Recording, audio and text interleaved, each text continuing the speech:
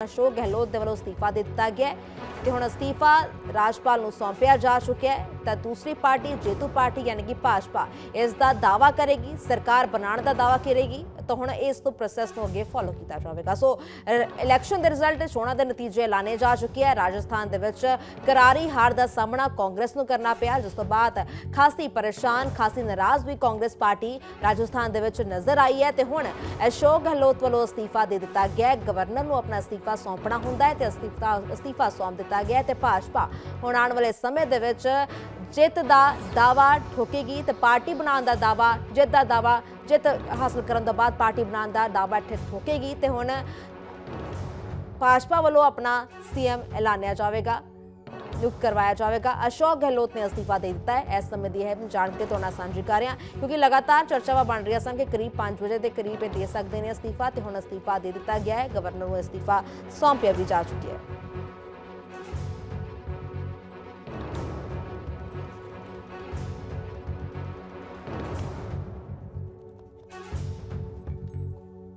ਸੋ ਇਸੇ ਖਬਰ ਤੇ ਸਾਡੇ ਨਾਲ ਕਿਰਨ ਰਾਜ ਪੁਰੋਹਿਤ ਸੀਨੀਅਰ ਪੱਤਰਕਾਰ ਬਣ ਚੁੱਕੇ ਨੇ, ਉਹਨਾਂ ਦਾ ਰੁੱਖ ਲੈਣੇ ਜਾਣਕਾਰੀ ਲੈ ਲੈਣੇ ਆ। ਕਿਰਨ ਜੀ, ਕੀ ਜਾਣਕਾਰੀ ਆ ਰਹੀ ਹੈ ਤੁਹਾਡੇ ਕੋਲ? ਅਸਤੀਫਾ ਸੌਂਪ ਦਿੱਤਾ ਗਿਆ ਹੈ, ਜ਼ਾਹਿਰ ਜਿਹੀ ਗੱਲ ਹੈ ਭਾਜਪਾ ਹੁਣ ਆਪਣੀ ਸਰਕਾਰ ਬਣਾਉਣ ਦਾ ਦਾਅਵਾ ਇੱਥੇ ਕਰੇਗੀ। देखिए कि राजस्थान में भाजपा का क्लियर मैंडेट आ गया है, लगभग 115 सीट के करीब आ चुकी है। तो अब जो सरकार है वो मतलब जल्दी बनने जाएगी। अब राजस्थान में जो सबसे बड़ा सवाल है कि सीएम फेस कौन होगा, क्योंकि यहाँ पे जिस तरह का प्रचंड बहुमत आया है उससे ये लग रहा है कि जो सबसे प्रबल दावेदार है वसुंधरा राजे जी, जिनको माना जाता है कि सबसे जो पूर्व मुख्यमंत्री रही है 2 बार, क्या उनको सीएम बनाया जाएगा या और किसी को सीएम बनाया जाएगा? तो ये बहुत बड़ा सवाल अभी उठ रहा है। जी बिल्कुल, तो हालांकि इसका अजे ऐलानिया जाना बाकी है। जिवें तुसीं भी जिक्र किया किरण जी, की कह रही है इस विचकार भाजपा के आगू की कुछ कह रहे हैं? तुहाडे नाल कोई राबता कायम होया होवे, भाजपा के आगुआं ने कोई गलबात की होवे कि किस दे नाम उत्ते मोहर लगाई जा सकती है? हालांकि वसुंधरा राजे का नाम सब तो पहले नंबर ते आ भी रहा सी, की कुछ होर आख्या जा रहा है इस बारे?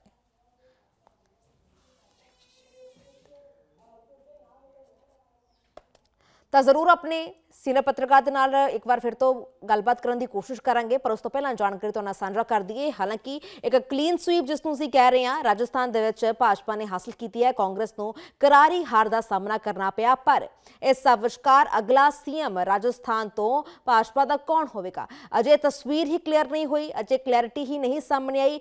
की कारण ने कई नाम बने हुए हैं चर्चा दे विच, वसुंधरा राजे का नाम लगातार चर्चा दे विच, जिसनूं आख्या जा रहा है कि जिम्मेवारी उन्हां नूं सौंपी जा सकती है, पर की इन्हां दे नाम उत्ते मोहर लगा दी जाएगी या फिर नहीं। पर हाल की घड़ी जानकारी तो ना साझा कर दी कि कांग्रेस हार का सामना कर चुकी है, करारी हार का सामना करना पिया कांग्रेस को। उस तो बाद अशोक गहलोत साबका जिहड़े हुण सीएम हो चुके हैं, अशोक गहलोत वालों अपना अस्तीफा दे दिता गया राजपाल बनवारी लाल पुरोहित नूं।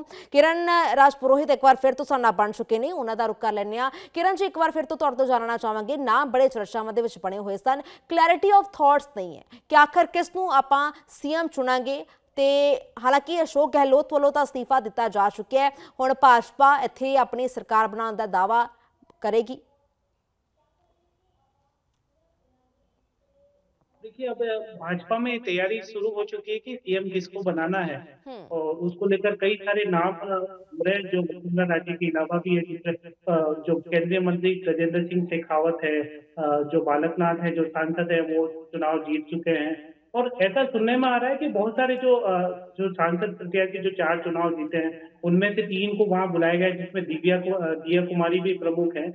तो कुल मिला के राजस्थान में अभी जो चुनाव की जो स्थिति है उसमें सबसे जो महत्वपूर्ण है अब यही बचा है जो कि सीएम कौन होगा।